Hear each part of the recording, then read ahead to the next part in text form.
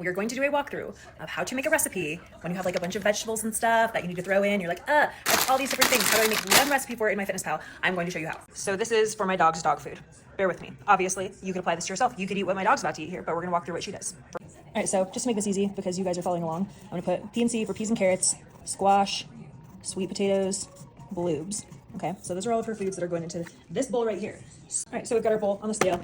We're going to turn on the scale. We're going to zero it out. Okay, so it's flashing all zeros. I'm going to take my first ingredient, peas and carrots, and I'm going to throw those into the bowl. Let's see how much it is. All right, so 682 grams. Oh, 684. All right, so 684. I'm just going to put that on my little sticky note here.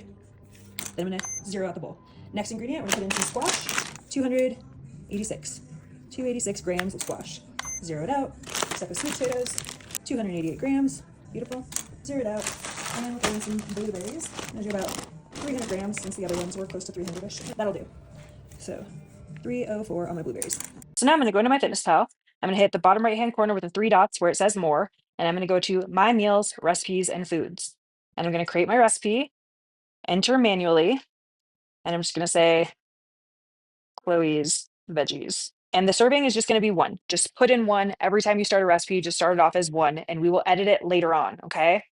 For now, you hit that arrow at the top that points to the right. We now add in ingredients. And so my first ingredient again was the peas and carrots. So simply scan the barcode.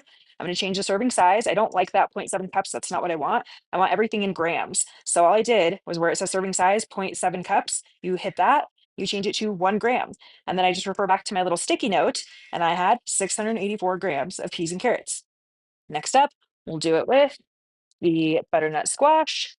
Add ingredient, scan. Okay, again, I want to change that 0.8 cups to 1 gram, and I had 286 grams of squash. Next up, we've got the sweet potatoes. Scan that.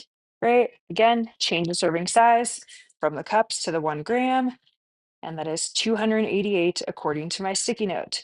And last one, we're gonna add the blueberries, and I had, not cups, we had 304 grams. Amazing.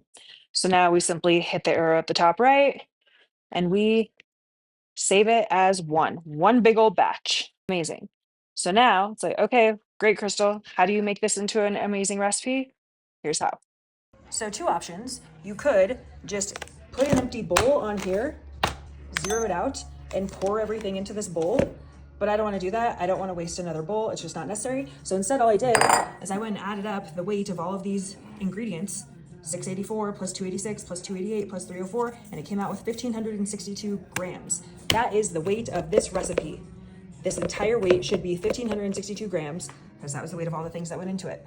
Disclaimer, I did not weigh out the entire assembled batch because I knew that I hadn't changed the composition of this food at all. If you had cooked this, you would need to weigh out whatever the fully cooked amount is, because when we cook things, the weight changes, right? If you're cooking rice, it's going to gain weight because it's absorbing water. If you're roasting or grilling or cooking veggies or meats or whatever, you're going to have to weigh them because the weight changes when water is released from the food. Again, in this instance, there was no water being released. Nothing was changing in terms of the composition. So I can safely bet that the full weight of this batch of veggies is if I were just to add them all up individually. I hope that that makes sense. So now I simply go back into that recipe, Chloe's veggies. I go to edit recipe. I don't change anything in the recipe. Nothing has changed. The only thing that changed is the amount of servings. We're going to change the amount of servings from 1 to whatever the entire cooked weight was, which again was 1,562 grams. Save.